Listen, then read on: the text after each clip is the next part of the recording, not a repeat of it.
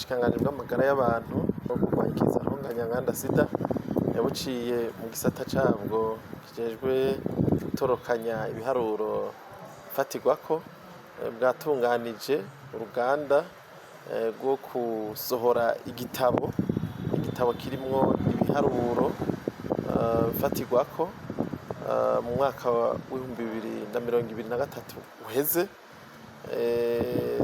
Bwa mbere tubanze dushimire abasanzwe bashigikira ubushikiranganji, aho turashobora kuvuga nk'ishirahamwe mpuzamakungu OMS ryo riko rirashigikira ico gikorwa c'imisi 5.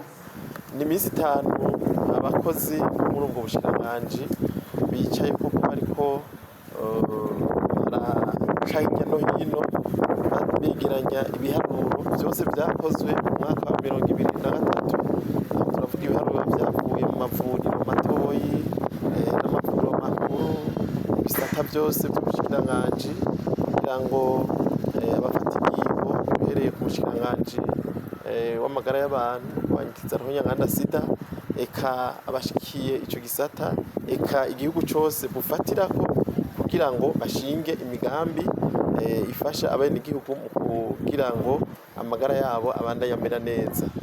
Ndetse turanisunga n'ibitabo bisanzwe bihari, aho turavuga nk'umugambi w'igihugu ubona kazoza 2040-2060. Twebwe natwe mu bushikiranganji hakaba hariho imigambi y'abarashinzwe yisunga uyo mugambi w'igihugu. Ico gitabo rero kiza gifasha cyane kugira ngo dushobore kubaka iyo migambi twisunze ivyo biharuro. Mbere duca tubwira ko dutumirira abana bariya mu migambi baba ariko barubaka, ico twita la planification, ko bahamagariwe gukoresha ivyo biharuro biba vyaregeranijwe, kuko ntiwovuga ngo uriko urubaka imigambi batabiharuro ufatiyeko. Ikindi duca duhimiza ndetse n'aba basanzwe bajejwe kugira ngo ivyo biharuro biboneke mu mavuriro, mu ntara z'ubuvuzi, mu burere bw'ubuvuzi, gukurikirana koko yuko ibiharuro bitangwa biriko biraboneka ari ibiharuro vy'ukuri koko, kugira ngo ubushikiranganji bufate ingingo zibereye.